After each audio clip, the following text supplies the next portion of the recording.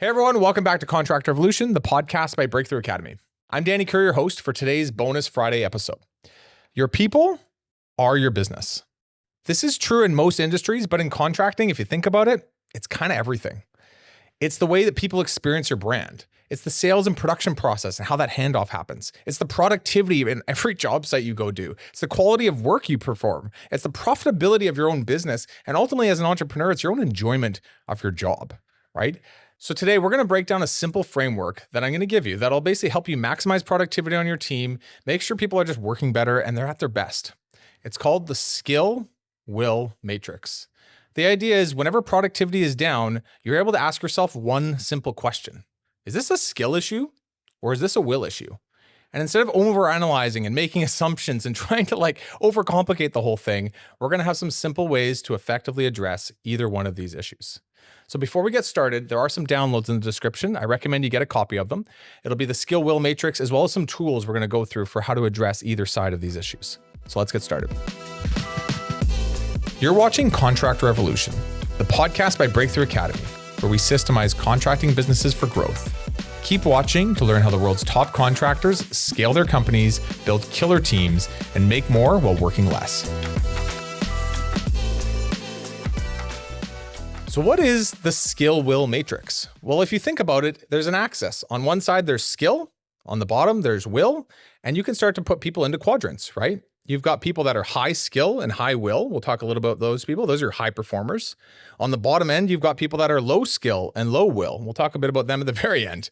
And then you've got these interesting people in between that are high skill but low will. Or maybe they've got high will but low skill. What do you do with these people? Well, section by section, I'll go through each quadrant with you and show you how to approach this as a leader.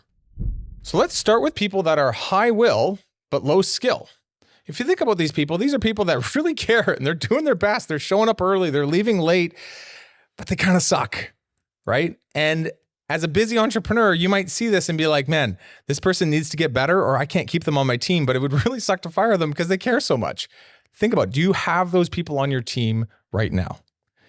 Well, let's talk about it. So let's say this team member's name is Michael.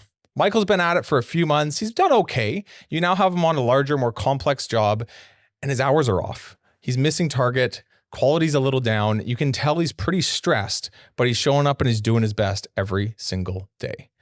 Do you ignore it? Do you hope he just gets better on his own? No. You need to address his lack of skill. Right? This is not a Michael issue. This is a you issue, actually.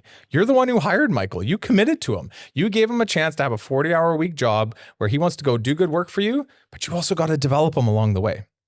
So to give you a cool tool or framework on this, it's something called DRAGI. Demonstrate, observe, re-demonstrate, assign a task, set a goal, and inspect.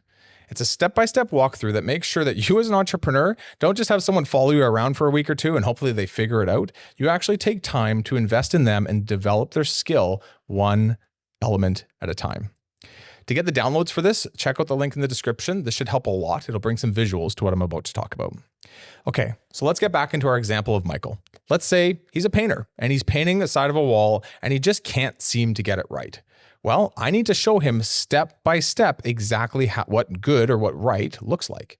So first step is demonstrate. If I'm going to demonstrate this to Michael, I'm going to make sure I have steps that he can actually follow. So Michael, I want you to do a W pattern. I then want you to back roll it. Then I want you to check for drips on the front end, on either side, and make sure that there's no drips and let the light actually hit the wall. I've given him 3 or 4 simple steps that he can follow that while I've demonstrated, physically painted the wall, he can actually listen and actually know what are the steps I need to do when I replicate this. So that's D for demonstrate. Next step is O for observe. Now it's Michael's turn to do exactly what I just showed him and actually speak through the steps that I just spoke him through. So I not only know that he's doing a good job, but that he's mentally doing the steps in his mind because he's vocalizing and verbalizing it to me as he goes. Okay, so now I've observed Michael do the wall. And at some level, maybe he did a good job, but he missed checking for drips properly. So great, I'm going to now re-demonstrate for R in the DRAGI form.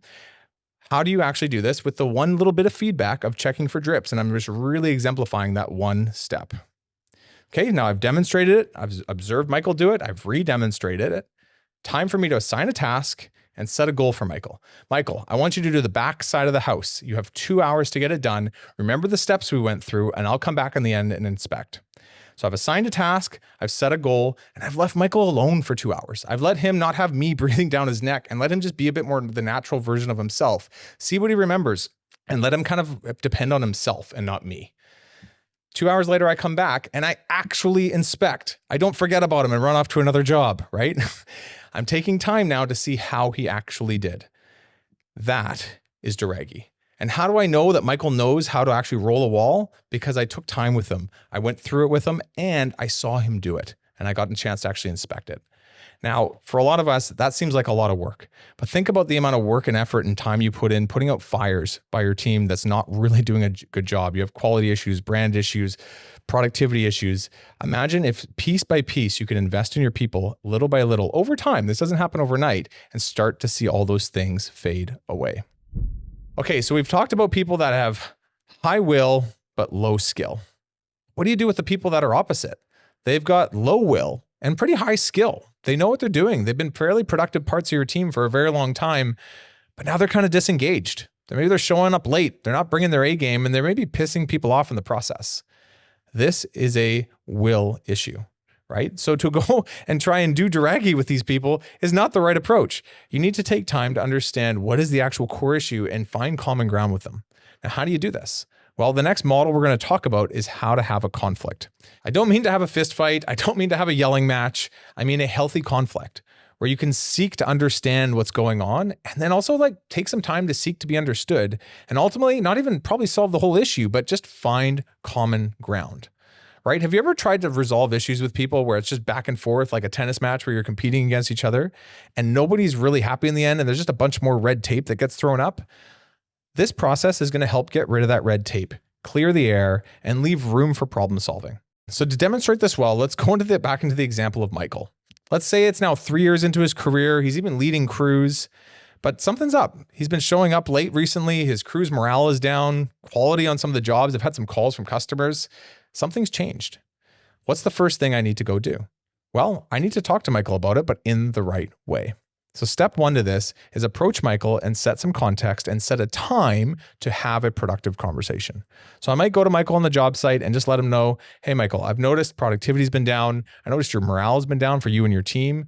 I've noticed a lot of this since January. And honestly, I just want to make sure you and I have a quick chat about this. Are you cool to meet for lunch tomorrow?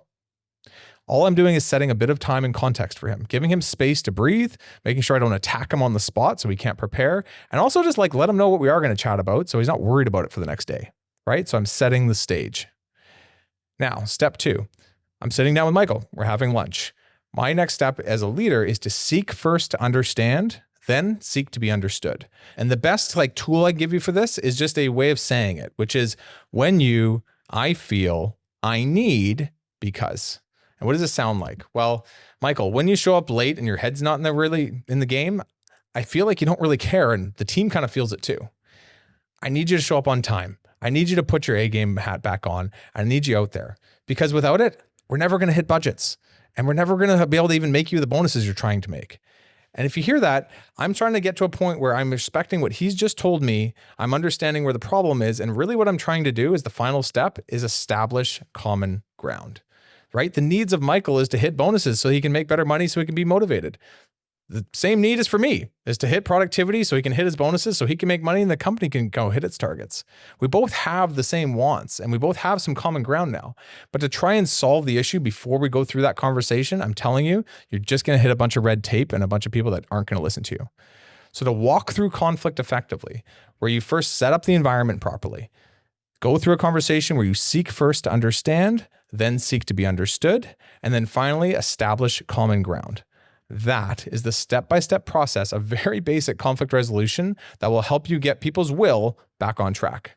And here's the big final note that I made earlier. Do not go into problem-solving mode. Do not go into defend and explain mode. Take time to understand them. Take time to make sure they understand you. Find common ground. After that, and only after that, can you start problem solving.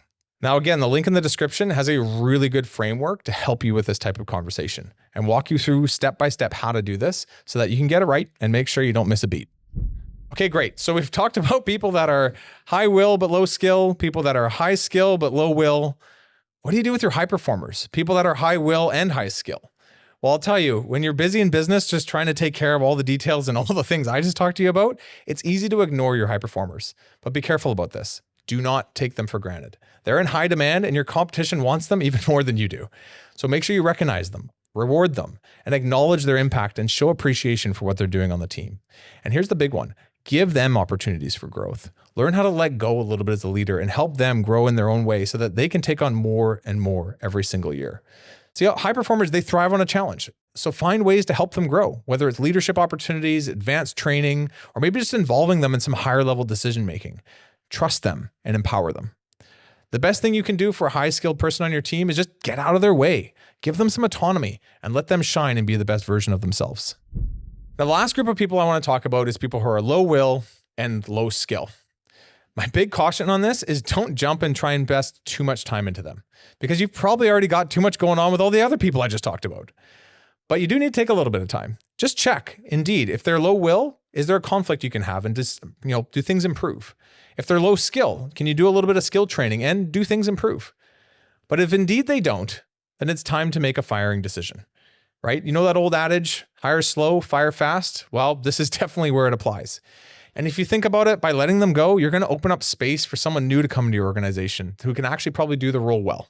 And for the person who's kind of sucky at their job, trust me, you did them a favor. Even if they don't say thank you, long-term, they need to go find where they fit best. Nobody wants to suck at their job every single day. They may be sticking around because they need the paycheck, but the reality is you're making a decision for them that they probably desperately need. So these are the 4 quadrants of the skill will matrix. Right? If it's a skill issue, we need to take ownership and train and develop our people. If it's a will issue, we need to have critical conversations and have a real conflict to get people realigned. If somebody's high skill and high will, invest in them, provide opportunities for them, and make sure they can grow within the organization. Let go a little bit. And if it's both, try and address it quickly, but make the tough call and make sure you let those people go so you can create space for new people. So your people are your business, and they're either going to drive your success or they're going to be holding you back. So take a hard look at your team today. Who's struggling? Where are they falling flat? Where could skill be developed? Where are some people just misaligned a little bit? And what are you going to do about it? If managing your team is a real struggle, well, guess what? You're in the same boat as the rest of us. Entrepreneurship is challenging. Leading people is one of the hardest things to do in entrepreneurship. But just know that what you learned today and just knowing these things won't make change. It's what you actually implement. That's where the learning starts. That's where change really happens. And that's where a business and organization properly moves forward. That's why beyond this podcast, we run something called Breakthrough Academy. It gives our members a chance to learn and develop in a classroom setting with a coach, with other members, but then actually go do the hard work and implement what we talk about. Come back, have some accountability, and make sure that what they've actually done on the field, they're learning from and developing on top of every single week. So if you want to learn more, check us out. Same link in the description. You'll have a chance to be able to check off whether or not you want to be contacted, and we can start to see if we can help you out. Other than that, I hope this helped you guys today. Have fun. Think about the people that you want to go develop. Who's lacking in skill? Who's lacking in will? And go apply things accordingly.